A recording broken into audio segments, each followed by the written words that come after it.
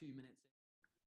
Okay, why don't we go ahead and get started, assuming everyone can hear me fine, and we're ready to go. My name is Mark Geffen. I'm a research director here at Pulsar. First of all, thanks so much for joining us today. Very curious to hear what all of you are into joining this CBD webinar, whether you're involved in the CBD industry or just more broadly interested in trends and how we measure them. But just to give a quick introduction to us and to Pulsar. Pulsar is an audience intelligence company and a platform. You can think of it as kind of the next evolution of social listening. So you're going to see here in this presentation lots of social data and get a good understanding for how we collect that data and analyze it. There's many applications of that. In this case, we're going to be looking at trends and understanding trends in terms of virality. In this case, CBD specifically. And it's hopefully an exciting topic for all of you, but a great way to kind of give a case study of how we measure trends. Alongside of that, we're kind of obsessed with audiences. So understanding not just big topics in social, what people are talking about, and how those things kind of go viral and affect the broader culture, but who are those people behind those conversations? What are the clusters of people in conversation, and how does that impact social conversation? So with that, I'm going to get right into it. But for those of you who are just joining, welcome to our webinar about the rise of CBD. And here we go. So first of all, our agenda for the webinar, three main things really. So trying to keep it simple. The first section I'm going to take you through is how we spot and contextualize a trend as it's on the rise. And in this case, we're going to look at CBD as a trend. So we've got a case study, a full analysis and report that we've done, and we're going to highlight here for you today. The second section will take a step back, so still using CBD as an example, but thinking about how we evaluate trends in a more systematic way. So instead of just looking at simple volumes and simply identifying one data point as signaling that something like CBD is on the rise, we're going to break it down and give you a sneak peek into what we call our virality model, or how we measure the speed and the shape of which something is sort of spreading in social.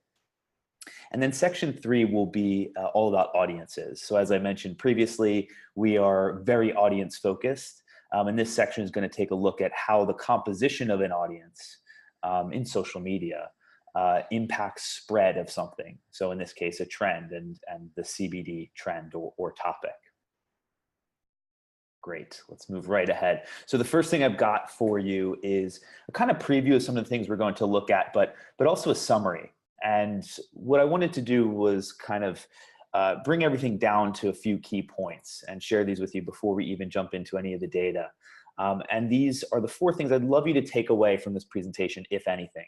So yes, this is a presentation about CBD, but more broadly, I think more importantly, it's about how we use this data to sort of contextualize and measure trends and trend audiences.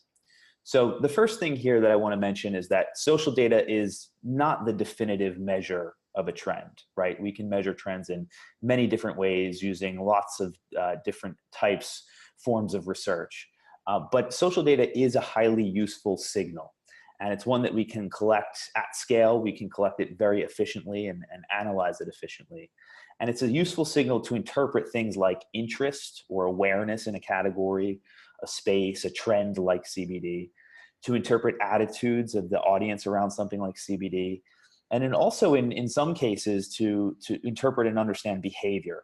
So what actions are people actually taking when it comes to consideration, purchase of something, or use of something like CBD or other products. So that's the first key point.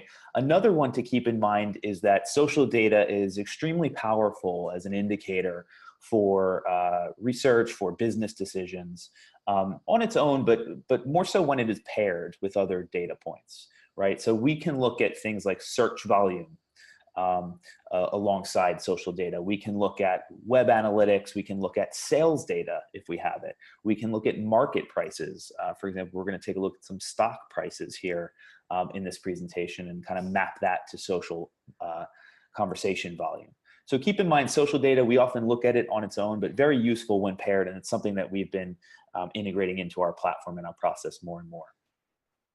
Another key thing is when you're spotting trends or measuring them, it's really important to think about patterns over scale. So everyone gets a bit obsessed with scale, something being trending because X many people are talking about it or because the sales volume is so high. But basically what I want to get across here is that in order to spot something early on, especially, you're not going to see that scale. Something is going to reach that kind of critical threshold once it's already become a trend and perhaps is even already starting to die out. So we're going to show you how to think about patterns in social data to help identify those trends before they're sort of massive and beyond the point of being an emergent trend. And lastly, of course, I was going to go here. This is about audiences. So understanding audience composition and thinking about who's participating in a certain conversation may be just as important to a trend or the trajectory of a topic in culture, then the overall popularity of that trend, then the media coverage, then the spend that's put behind the trend or the campaign. So we really want to spotlight the audience and understand the dynamics of what's happening within an audience, how that is helping something kind of go viral or spread in social and through culture, essentially. So those are the 4 key points. Think about those, take those away. I'm going to bring them all to life, hopefully, as we go throughout the presentation. And just to say here, this is very focused on CBD because we thought this was a really interesting topic and a great a case study here. But we've been studying trends in all different spaces. And so we'll also give you a sneak peek into some data we've collected around food culture, around crypto, and movies that we've done this year in 2018 using a similar sort of virality model or trend analysis framework. Awesome. So lots of good things to come, hopefully. My intent for this is to get through these 3 sections in about 20 minutes and then leave some time for questions at the end. So it should be rather quick. If I'm going over anything too quickly, just jot down a note and we can answer your question about it later on. So the first section is spotting and contextualizing a rising trend, in this case, CBD. So the way that this originated is we had a new client come to us and they gave us this brief, which was pretty cool. So by the way, this is a client in the kind of sport and athletic space interested in CBD. And they wanted to do some research around kind of CBD awareness, interest in culture using social media. And so they asked, can we use social media to better understand to what degree is CBD interest growing and how relevant is it and who exactly is engaging around the topic? So that goes to some of those things I talked about, like scale and patterns in the trend, and then also the audiences that are engaging. So we designed a pretty simple 3-part research approach, which you're going to see some of here. The first part was trend measurement. So pretty simply looking at the volume of conversation over time and the dynamics in that conversation and understanding how CBD is trending, especially relative to some other trends we've seen recently.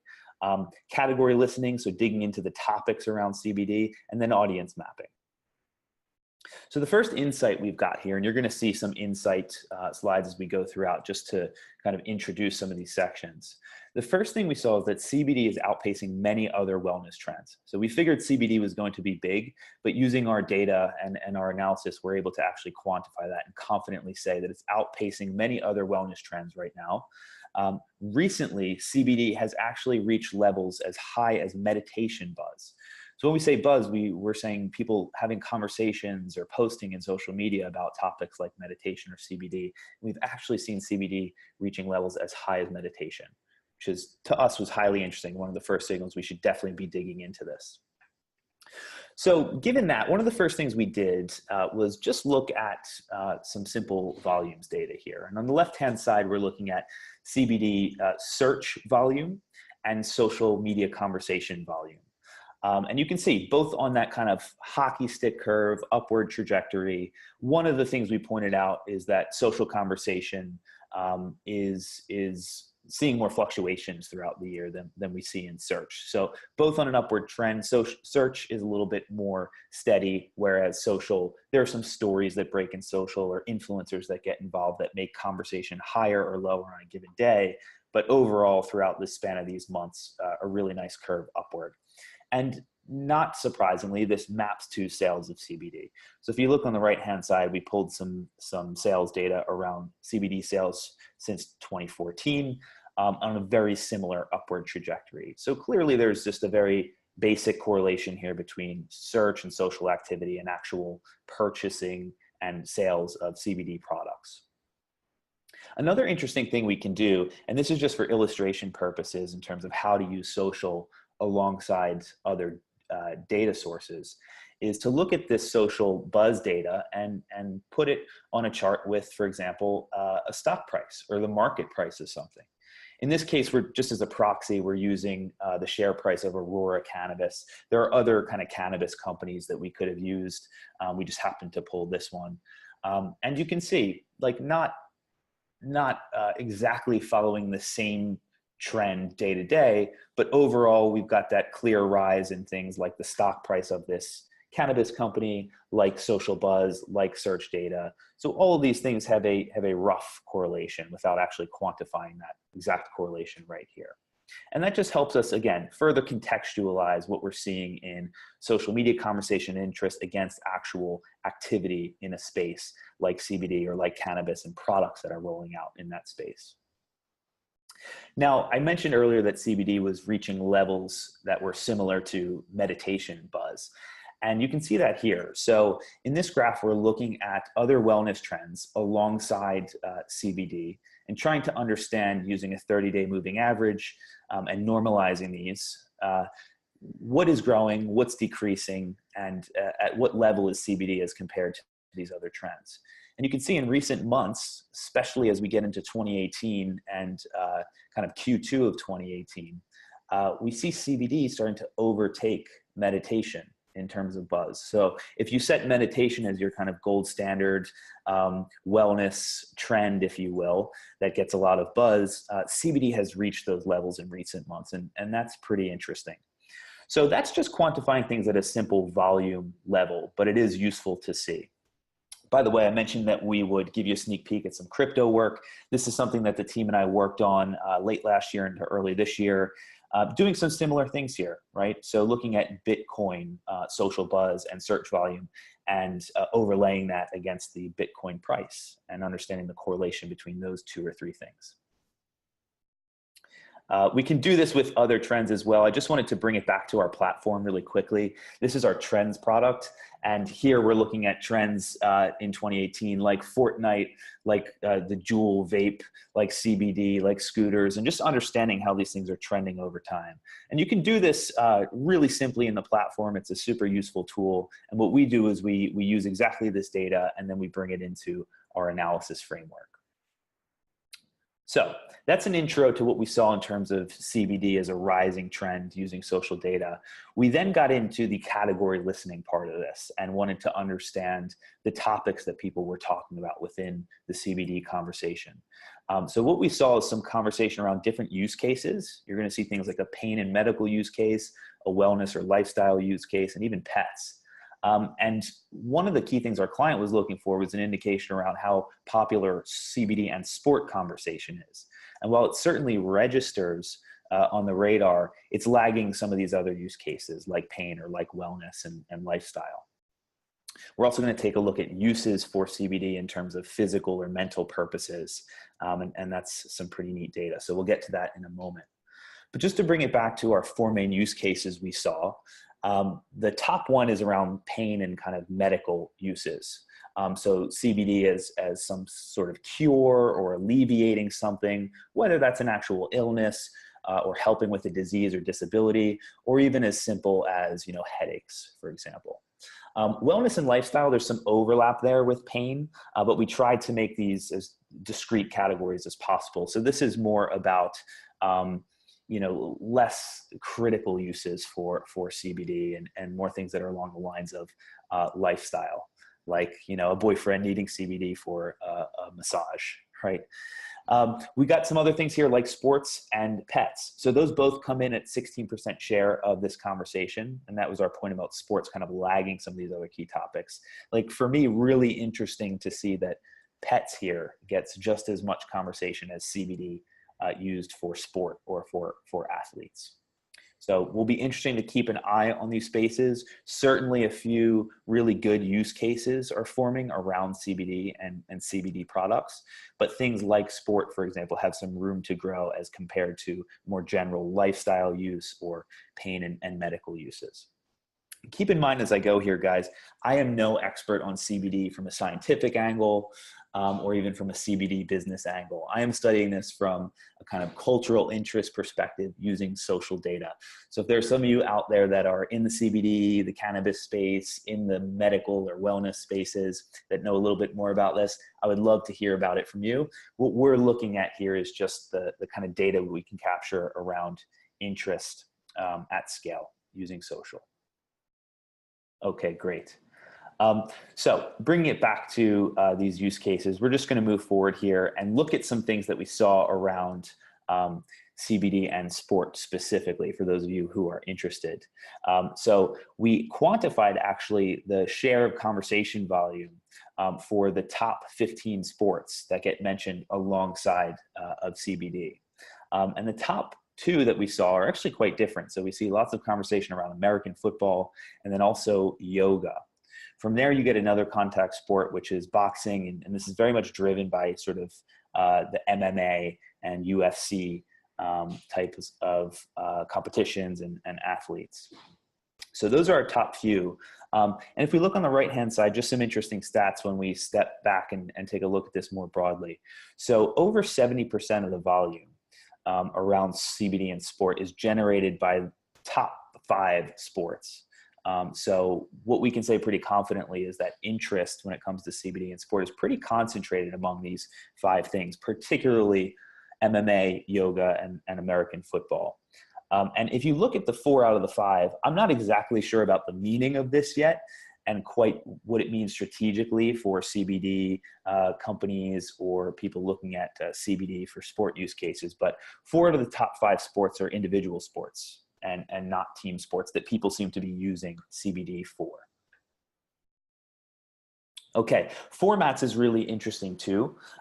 Something that we definitely wanted to take a look at regardless of the use case. So here we're actually looking across 3 use cases, kind of general, all CBD discussion, then getting into pain and medical in the red and sport in the blue. And what we see overall in that general green bar is that oil is the most recognized and most used format as we can measure from the conversation. We then see some other things like e-liquids or vaporizing it, edibles, drinks or liquids, and so on and so forth. So in this case, through the lens of our sports use case, oil is definitely still the largest format here in terms of buzz, but we also get a relatively higher share around drinks or liquids and then topicals for that sport use case. So you can see, especially with the drinks, CBD water, maybe there are some other liquid products out there. For the sport use case, that's definitely outpacing what we see in general CBD conversation. And then we broke down mental versus physical uses for each of these 3 use cases. And overall, what you can see is it is majority of the conversation that is about physical uses for CBD. So that's terms or conversations like CBD talked about in the context of headaches, injuries, soreness, etc., a whole host of terms there. But there's also quite a bit of conversation around mental health, so CBD for anxiety or depression, and that's 44% of the general conversation. When we get into our sport and pain and medical use cases, things start to sway more toward the physical health side of things. And actually that's most pronounced for the pain and medical side. Sport actually has a little bit more mental health conversation than that 3rd use case does. All right, so I want to get into our second section here, which is about evaluating trends in a systematic way. Still thinking about this CBD study, but taking a step back and trying to apply this to other trends as well. So I'm going to bring back this slide where we looked at CBD volume trended over time in the context of some other wellness trends, and particularly the fact that it was kind of overtaking meditation there in the last few months. And this is useful. However, all it's showing us is volume of conversation over time. So if we were to sort of zoom out and look at more historical data, or if we were to maybe project into the future or rerun this study in a few months and see what has happened post-May 2018, we might see a bit of a different picture. So what we want to do is be able to take this data from this moment and understand more about it, understand the dynamics of how and why something's trending, and give it some more insight beyond just the scale. And so what we do is we use a model that looks at 6 key metrics that we talk about when we're discussing trends or virality. And those metrics really quickly across the bottom there are overall volume or annual volume, year-over-year changes. We're going to look at things like velocity, volatility, sustainability, and then growth rate. So moving from left to right, we can ask ourselves these questions. We know, for example, that CBD has overtaken meditation in terms of pure conversation volume in the last few months. But how much overall volume is there for the year? More importantly, probably, how much has this trend's popularity grown from a year ago? So has CBD seen more growth in meditation from a year ago? How much buzz can this drive in a short period of time? That's velocity. That's something's ability to kind of explode in conversation in minutes, hours, or just days of time. Is this trend stable? So that's about volatility. We're going to look at a deviation metric there and understand, is this a relatively stable trend over time, or is it highly volatile? Sustainability, to what extent does the trend maintain a high volume over time? Are we talking about something that kind of explodes and is really popular for a week, or something that sustains for months and months? And then lastly, the growth rate is more about a recency metric. So understanding how much momentum or buzz something has as of late. So in the last month, rather than looking at just these kind of year-on-year metrics. And here is a pretty quantity looking slide where we are deriving from social data all of these metrics.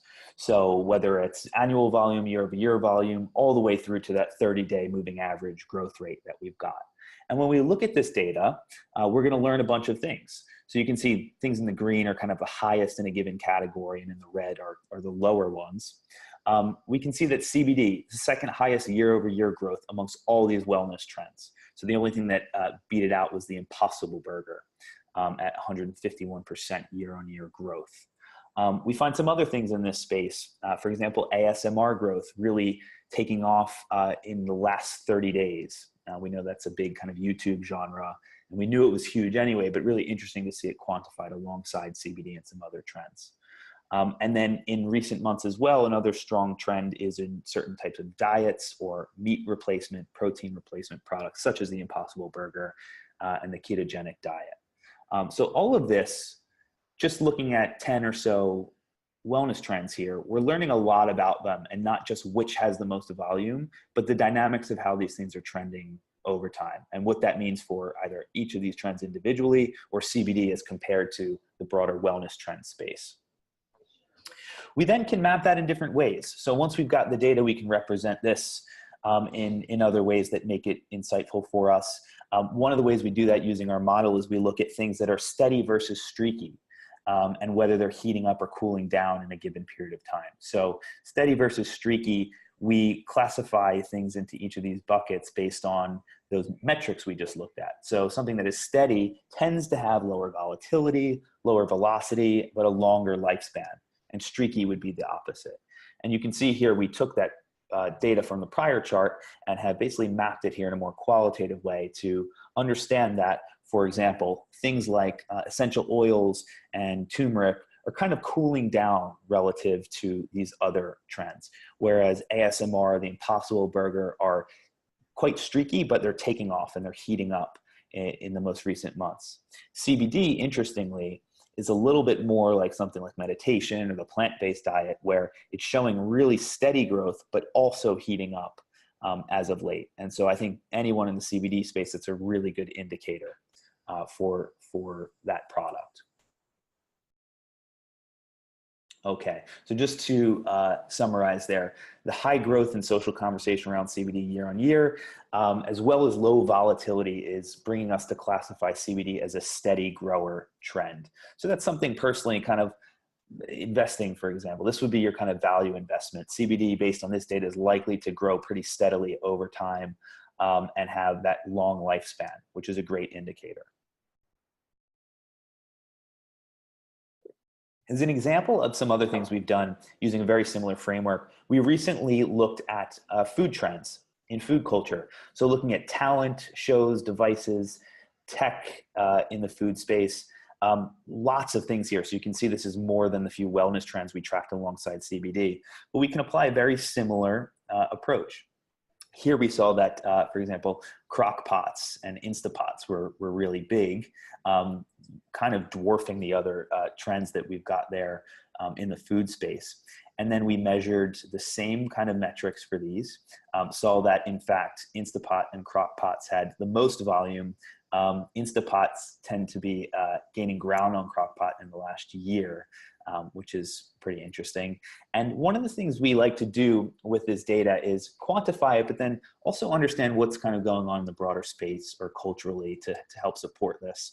So something fun that we happened to see was that, hey, look at this. During this time period, there was actually some coverage around the fact that a This Is Us episode had a kind of crock pot storyline, and this was during the Super Bowl in this year. So not surprising that in culture, this is just kind of more on people's minds. There's some buzz around it. So I just wanted to show this as an example of always a good idea to take a step back from the data, from the trend as it lives as kind of a number or in your spreadsheets, and look at it a little bit more qualitatively to see what's going on or what could be influencing the rise of a trend.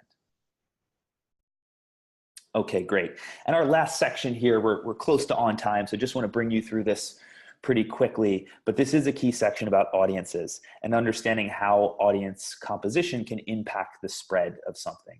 I did want to highlight a study that we did recently as kind of a fun look at this most successful people I've ever met meme that you guys may have seen. So this went viral. This was several weeks ago. And we studied the map of how this kind of spread over time on Twitter, jumped from the original source and sort of got remixed and shared and out to different communities, which helped it spread and go viral. And as part of that study, we had Francesco, who's the co-founder here at Pulsar, explain that a meme or a trend spreads more slowly when it appeals to a more generalist audience, one that is more fragmented than a niche cohesive audience. So it takes longer for the content to travel from one group of the audience to another. And basically what Fran is saying there is that we really need to look at audience composition to understand how things spread. So the data around volumes and volatility and velocity is not enough. The spread of that trend and the rise of that trend will be impacted by the audience.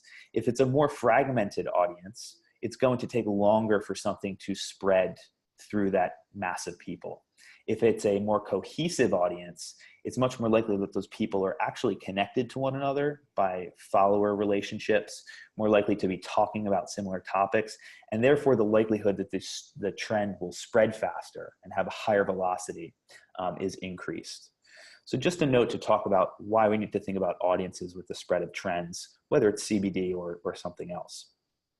But bringing it back to our CBD study, as you know, we looked at 3 different audiences, kind of general overall conversation, and then 2 main use cases of sport and medical CBD use. And one of the things we found, the key insight here, is that relative to the pain audience, the CBD sport audience is composed of more niche sub-communities, and there's less overlap with the sport audience as compared to the general CBD audience. So what this suggests to us strategically, if we were marketing a CBD product or running some campaign around CBD and sport, is that sport, of all the use cases, needs a more customized targeting and messaging strategy for CBD. And I'll show you why we kind of landed there. The first thing we did, we actually use a partner tool of ours called Audience, which is integrated into Pulsar, that allows us to break down these audiences in terms of demographics and affinities. And so we looked at the demos of each of these use cases. What we found was that the people talking about CBD and sport are slightly different from the general audience and the pain audience. They tend to be a little bit older and more male than both of these other audiences. So just from a demographic level, that was the first indication that things are a bit different with CBD and sport.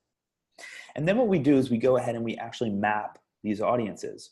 So here we're looking at the general CBD audience. And what we find is that within that audience, within that network, there are 7 top communities within. I could go into some detail around what this map is actually showing you. Basically, the size of the segments here and the colors that you see are proportional to the number of members in that given segment. And the lines between them represent interconnections between different members. So you can think of that as a follower relationship, one person in one segment, or one node following another node, or another person in another segment. And what we find is when we quantify these is that there's a top segment of cannabis culturalists. So these are people who participate in kind of the wider cannabis community as a hobby. So they're certainly into CBD, but they're likely into other cannabis usage or other products that are out there.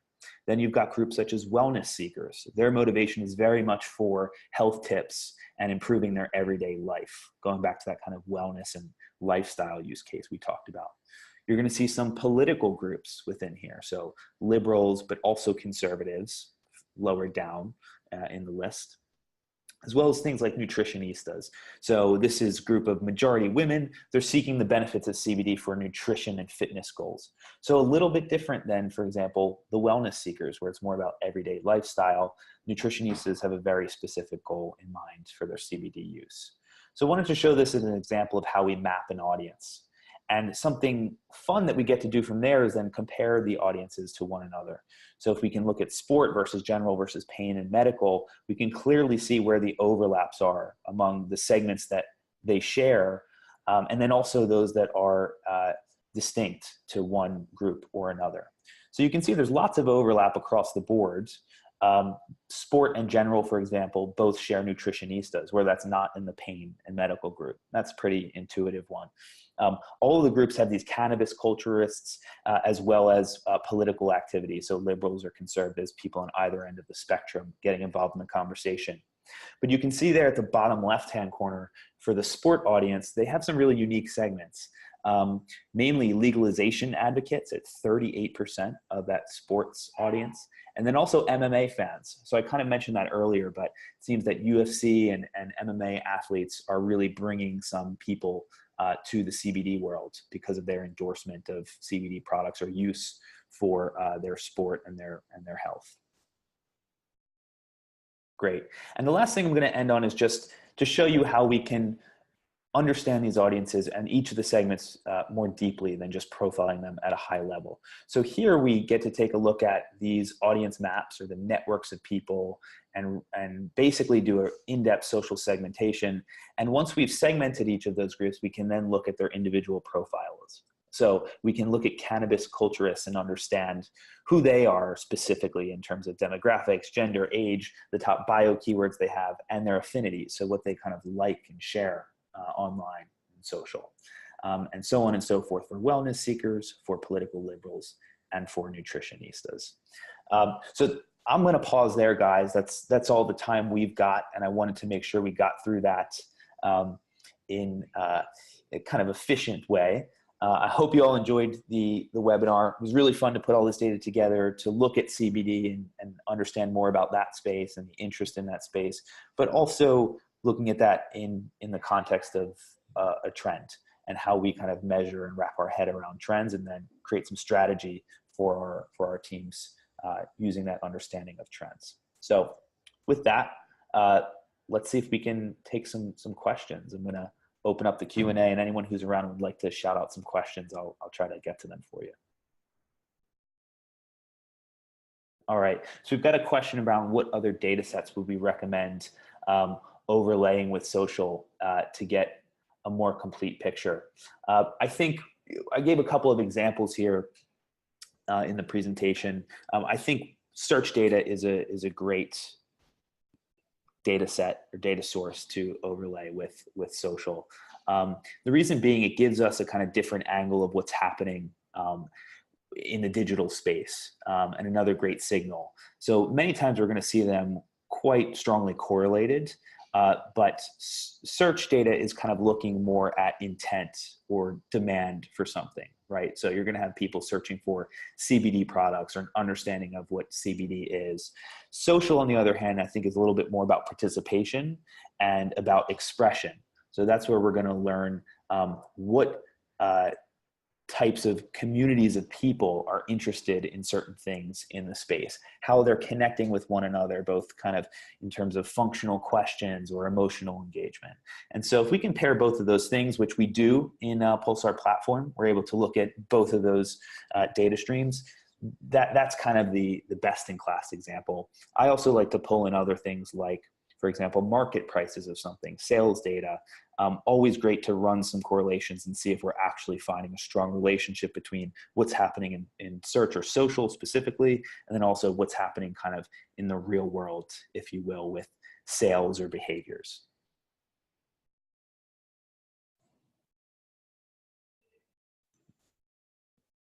Great. So we've got another question here around the use case for CBD in terms of that sports vertical. Was it mostly for relief, or was there discussion of performance enhancement?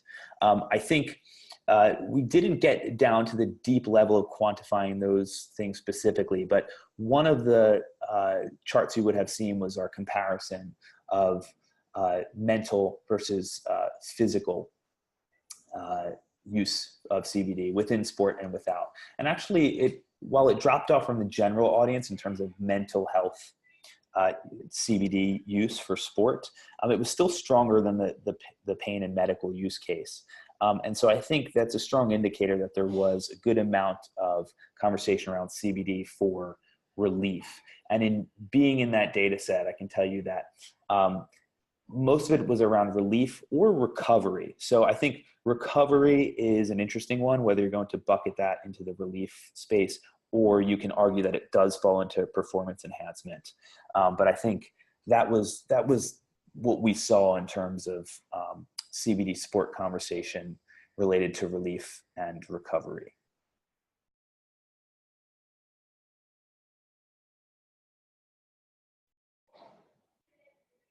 Any other questions? I'll hang on for another minute or two.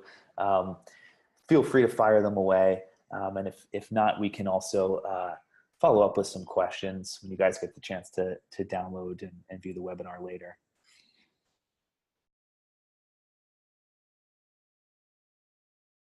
Good question here. Okay, so did we come across CBD trends in other countries, or is it just in US? So I should have mentioned that up front. That's a great question. This study looked at CBD conversation US and UK. So this does include UK data. I can tell you that we didn't show the chart here, but a strong majority. So I think it was over 90% of the conversation was coming from the US. That said, the UK was still active in the CBD discussion, and you certainly had some influencers who were UK based that were really impacting that discussion. But safe to say that it's at the moment pretty strong trend in the US and certainly emergent in the UK, but has room to grow. We did not in this study look at CBD conversation data in other markets just yet. Maybe something for the future. Okay, guys, thanks so much for the participation. Any other questions before we wrap up? Okay, looks like that might be it. I just want to thank everyone again for joining. Really appreciate it. Great questions that came through there. And hope you learned a lot about CBD. Hope you learned a lot about trend measurement and social data. We're going to have a white paper or report of this ready for you, so you can download and peruse that on your own. And look forward to hearing from you guys and having you join more webinars. So cheers, have a good one, and happy CBDing for those of you who are fans.